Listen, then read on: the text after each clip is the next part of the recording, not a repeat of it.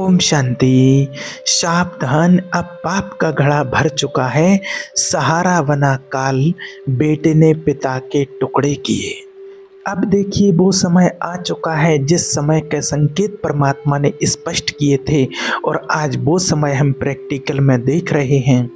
अरे अभी तक तो हम कहानियों और किताबों में पढ़ते थे, लेकिन आज वो प्रैक्टिकल में हम होते हुए देख रहे हैं। और ये बात आप सभी बहुत अच्छे से जानते हैं। भगवान श्री कृष्ण ने भी गीता में कहा था कि एक समय वो आएगा जब कोई किसी का नहीं होगा, जब अधर्म चरम सीमा पर होगा, जब बाप बेटे का नहीं होगा और बेटा बाप का नहीं होगा और पिता बेटी का नहीं होगा। जब ये सारे रिश्ते धूमिल हो जाएं, जब सारे रिश्ते धूल में मिल जाएं, तो समझ लेना कि अब इस सृष्टि का अंत निश्चित है, इस सृष्टि का महापरिवर्तन निश्चित है। तो आज ये सारी घटनाएं हम प्रैक्टिकल में देख रहे हैं। आज आप सभी ने देखी होगी, सुनी होगी, न्यूज़ पर सुनी होगी। कुछ ही दिन पहले की बात है, यूपी की ये घटना है कि जो अपने बेटे ने ही अपने पिता के टुकड़े टुकड़े कर दिए हैं। ऐसी ऐसी घटनाएं हम प्रैक्टिकल में देख रहे हैं, हमारे सामने होते हुए ऐसे ऐसे केस आ रहे हैं। उसके बावजूद भी आज लोग आंख बंद करके बैठे हैं, अपने हाथ पर हाथ रख करके बैठे हैं। जब उनको ये बात पता चलती है तो बस एक न्यूज़ समझ करके उसको देख लेते हैं, लेकिन अंदर से कुछ बदलाव नहीं आता है और ना उसके ऊपर बहुत से लोग गंभीर रूप से विचार करते हैं। सोचिए, जब ऐसा अधर्म, इतना अधर्म जब चरम सीमा पर पहुंच रहा है तो क्या होगा इस सृष्टि का।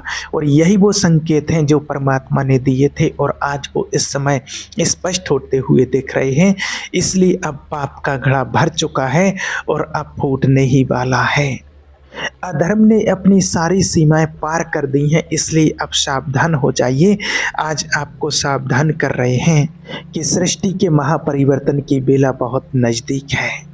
जो घटनाएं आप किताबों में पढ़ते थे, कहानियों में सुनते थे कि किसी बेटे ने पिता को मार दिया, पिता ने बेटे को मार दिया, वो आज आप प्रैक्टिकल होते हुए देख रहे हैं। और ये अभी कुछ ही दिन पहले की घटना है, यूपी की घटना है।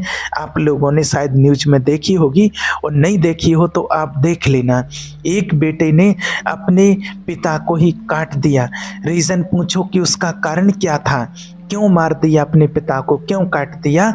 और आपको बताएं तो वो पिता ये चाहता था कि मेरा बेटा डॉक्टर बन जाए। वो नीट का जो एग्ज़ाम होता है, जो डॉक्टर बनने के लिए देना पड़ता है, उसके लिए पिता फोर्स कर रहा था और उसे डॉक्टर बनना नहीं था बेटे को। तो काट काट करके, छोटे टुकड़े कर करके अपने पिता के, अपने बाप के, सोचो, आधा बॉडी घर के बाहर फेंक करके आ गया, गांव के बाहर, और आधा बॉडी काट करके और रख दिया। कौन? इकलौता बेटा। आज एक पिता कैसे लालन पालन करता है बेटे का, कैसे बड़ा करता है उसको और क्या क्या अपेक्षाएं रखता है उससे। और कहीं ये भी सुनने में आ रहा है, न्यूज़ में ये भी देखा है कि उसकी जो पत्नी थी वो कुछ समय पहले उसका देहांत हो गया था, उसकी डेथ हो गई थी।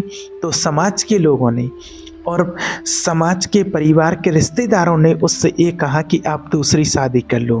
तो फिर उसने कहा कि नहीं, मैं दूसरी शादी नहीं करूँगा। अगर मैं दूसरी शादी करूँगा तो वो पत्नी आएगी जो मेरे बच्चों का कैसे ख्याल रखेगी, क्या करेगी, क्या नहीं, पता नहीं। इसलिए उसने दूसरी शादी भी नहीं की थी। सोचिए, जिसके लिए अपने सुख का त्याग कर दिया अपनी संतान के लिए, और वो ही संतान ऐसी निकली कि उसी को मार दिया। तो आज आप किसके लिए कमा रहे हैं, क्या कर रहे हो आप? एक गौर करके देखिए। संस्कार विहीन संतान, स्वार्थी संतान, पैसे की दीवानी समाज न सिर्फ अपना विनाश कर रही है बल्कि मानवता का कत्ल कर रही है। और पिता से सगा कौन हो सकता है जो पिता को ही बेटे ने काट दिया है। सोचिए, जब स्मेल आई ना तब पड़ोसियों ने शिकायत की। ये अभी कुछ ही दिन पहले की घटना है। ये सब आजकल ऐसा क्यों हो रहा है, क्या कर रहे हैं हम? तो इसका रीज़न आजकल क्या हो रहा है, क्योंकि दुनिया में आज लोगों को समाज की चिंता नहीं है, सिर्फ पैसे की चिंता है, मानवता की चिंता नहीं है। और आज आपसे आग्रह कर रहे हैं कि अभी भी समय है, बचा लो अपने समाज को, बचा लो अपने परिवार को, दो संस्कार अपनी संतान को। और अगर अभी भी इसी चक्कर में अगर पैसे के पीछे दौड़ते रहे तो जो रात दिन पैसे के पीछे दौड़ते रहते हैं वो अपने बच्चों पर ध्यान नहीं दे पाते हैं, और जब बच्चों पर ध्यान नहीं दे पाते हैं तो वो संस्कार विहीन बच्चे पैदा हो जाते हैं। फिर तो उनका जीवन ऐसा हो जाता है कि जैसे कि वेश्याओं की तरह, कि जैसे वेश्याएं भी जीवन भर पैसे के पीछे भागती रहती हैं, और आज दुनिया में भी लोग पैसे के पीछे भाग रहे हैं। तो वो तो मजबूरी होती है किसी की कि वो वेश्या बन जाती है, वो पैसे के पीछे भागती है। लेकिन आज दुनिया में इच्छाओं ने लोगों को वेश्याओं जैसा जीवन बना के रखा है। अगर हम अपने घर को ना बचा सके, परिवार को ना बचा सके, उनको संस्कारी ना बना सके, अपने आप को क्या नाम दे सकते हैं? बोलो, क्या समझ सकते हैं, क्या समझा सकते हैं? अब उसका खुद का जीवन तो जेल में जाएगा। पिता को ऊपर पहुंचा दिया, यहाँ के रहे ना वहाँ के। ये स्थिति हो गई है आजकल के हमारे समाज की। आप देख रहे हैं, ये तो मैंने एक घटना बताई है, ऐसे कितने केस आजकल दुनिया में हो रहे हैं। कहीं कोई किसी को लेकर के भाग रहा है। एक और घटना सुनने में आई थी कि अपनी बेटे की तैयारी कर रही थी, एक माँ शादी की तैयारी कर रही थी और सारे गहने लेकर अपने भांजे के साथ भाग गई। तो ऐसी ऐसी घटनाएं, जब ऐसी ऐसी चरित्रहीन वाली घटनाएं, ऐसा अधर्म जब सुनने में आता है, तब भी क्या आज लोगों की रूह नहीं कांपती है? आज का ये मेरा वीडियो बनाने का सिर्फ यही मकसद है कि सुधारो अपने संस्कारों को, सुधारो अपने परिवार को, समाज पर विशेष करके ध्यान दो, अपने परिवार और अपनी संतान पर। और ये अधर्म अब चरम सीमा पर पहुंच चुका है। इस धरती से अब ये पाप नहीं सहा जाएगा, और पाप का घड़ा एकदम भर चुका है और अब फूटने ही वाला है। और जो लोग समझते हैं कि अभी तो इस सृष्टि लाखों वर्ष तक चलेगी, तो आज उन लोगों से पूछते हैं, मेरा एक सवाल है आप सभी से, मुझे कमेंट करके बताइए कि जब ऐसी ऐसी घटनाएं, ऐसे ऐसे अधर्म, इतना अत्याचार इस दुनिया में बढ़ चुका है, तो क्या आप किस बेस पर कह सकते हैं कि सृष्टि अभी लाखों वर्षों तक चलेगी? किस आधार पर आप कह सकते हैं? जब ऐसी ऐसी घटनाएं होने लगी हैं इस समाज में, जब अपने ही अपने नहीं रहे, तो फिर कैसे सृष्टि चलेगी? और जो संकेत परमात्मा ने दिए थे कि अधर्म के और सृष्टि के अंत के, कि जब अधर्म बढ़ेगा, अत्याचार बढ़ेगा, तब परमात्मा सृष्टि पर आएंगे और इस सृष्टि का महापरिवर्तन होगा, तो वो आज सारी चीज़ें हो चुकी हैं और परमात्मा गुप्त रूप में सृष्टि पर आए हुए हैं। और कुछ ही समय में आप देखेंगे कि सृष्टि का महापरिवर्तन होगा। कोई माने या ना माने, कोई विश्वास करे या ना विश्वास करे, लेकिन जो होना है उसको कोई रोक नहीं सकता है, क्योंकि अब अधर्म ने अपनी अपनी सारी सीमाएं पार कर दी हैं। और आज अगर दुनिया में ये स्थिति बनती जा रही है तो कल क्या होगा? इसलिए मेरे प्यारे भाई और बहनों, आपसे हमेशा कहते हैं, अपने बच्चों को संभालो, अपने बच्चों को बचा लो, अपने बच्चों को संस्कारी बनाओ। अभी भी थोड़ा समय बचा हुआ है, अभी भी आप अपने आप को और अपने बच्चों को, अपने परिवार को संभाल सकते हो, बचा सकते हो। पैसा कम दे दो, 200-400 रुपये कम हो उनको तो कोई प्रॉब्लम नहीं है, चलेगा। आईफोन ना हो तो भी चलेगा, आईपैड ना हो तो भी चलेगा, गाड़ी लंबी चौड़ी ना हो तो भी चलेगा, बाइक पर चल जाएगा काम।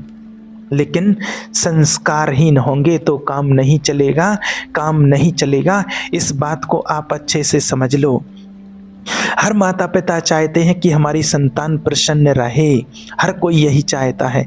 कोई माँ बाप ऐसे नहीं हैं जो नहीं चाहते हो कि हमारी संतान प्रसन्न ना रहे, सब यही चाहते हैं हमारी संतान प्रसन्न रहे। लेकिन शास्त्र विरुद्ध, परमात्मा की श्रीमत के विरुद्ध ये आचरण करने के बाद अगर ये आशा करते हैं कि हमारी संतान प्रसन्न रहेगी, आपके सोचने से संसार नहीं चलेगा। जिस प्रकार खेती अपनी मेहनत से आगे बढ़ती है, उसी प्रकार हमारा जीवन भी हमारे कर्म और हमारे धर्म से आगे बढ़ता है। इस बात का विशेष ध्यान दीजिए। आजकल ऐसा हो रहा है, कोई पिता भी जुआ खेल रहे हैं, शराब पी रहे हैं, मांस खा रहे हैं, अनर्गल व्यवहार कर रहे हैं और आशा क्या कर रहे हैं कि मेरा बच्चा प्रसन्न रहे, सक्सेस हो, सफल हो जाए। तो देखिए, आपने बिल्कुल रूट ही चेंज कर दिया है। आपने रूट चेंज कर दिया है, आपने अपनी संतान को दुखी होने के लिए अपने कर्मों से छोड़ दिया है। आपकी संतान अगर आज कर्महीन है तो उसके ज़िम्मेवार आप हो। अगर संस्कार अच्छे नहीं दिए हैं, संस्कार विहीन है तो दुखी है, तो उसके ज़िम्मेवार आप हो, क्योंकि आप धर्म के पथ पर नहीं गए, आप अधर्म के पथ पर जा रहे हैं। आपके कर्मों का फल आप भोग रहे हैं और बच्चों को भी भोगना पड़ेगा। एक बात आप हमेशा याद रखना कि सुख केवल धर्म से ही मिलेगा, अधर्म से सुख नहीं मिल सकता। बड़े बड़े लोग अधर्मी हुए, एक से एक धनवान अधर्मी हुए, एक से एक वरदानी अधर्मी हुए, और अंत तो गत्वा उन्हें मरना ही पड़ा, अपयश का पात्र बनना पड़ा। आज तक भी उनको कोई अच्छे से नाम तक नहीं लेता है, कारण उनका अधर्म के पथ पर चलना था।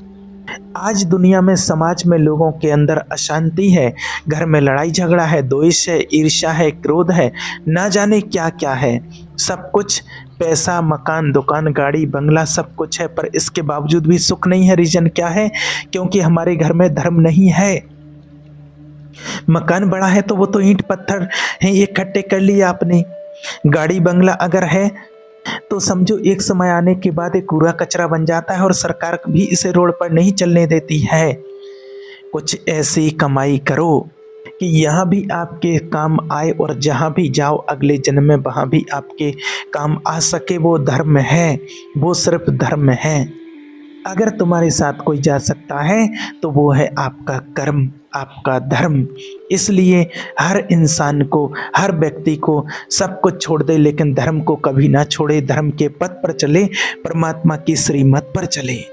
तो देखिए, अभी भी जागो, अभी भी समय है। अब वो समय आ चुका है जिसकी आपने कभी कल्पना भी नहीं की होगी, और ये सारी घटनाएं आप देख रहे हो दुनिया में। और अगर अभी भी आप आंख बंद करके बैठे रहे, हाथ पर हाथ रख करके मलते रहे, तो आखिर में आपको पश्चाताप के अलावा और कुछ नहीं मिलेगा। विचार करो कि ऐसा समय आ चुका है जब कोई किसी का नहीं रहा, जो परमात्मा ने संकेत दिए थे, और वो समय आ चुका है। और अब इस सृष्टि की महापरिवर्तन की बेला का कार्य चल रहा है। अभी भी अपने आप को बचा लो, ईश्वर की शरण में आ जाओ, तो आपका आने वाला समय अच्छा हो जाएगा और आपको दुख का सामना नहीं करना पड़ेगा। और अभी नहीं संभले, अभी अपने आप को नहीं बचाया, तो आने वाला समय बहुत दर्दनाक होगा और जिसका सामना करना आपको पड़ेगा ही पड़ेगा। फिर कोई बचाव नहीं हो सकता है, फिर कोई बचा नहीं सकता है। सिर्फ और सिर्फ होगा पश्चाताप। निर्णय आपके हाथ में है, फैसला आपके हाथ में है कि आपको क्या कहना है। ओम शांति।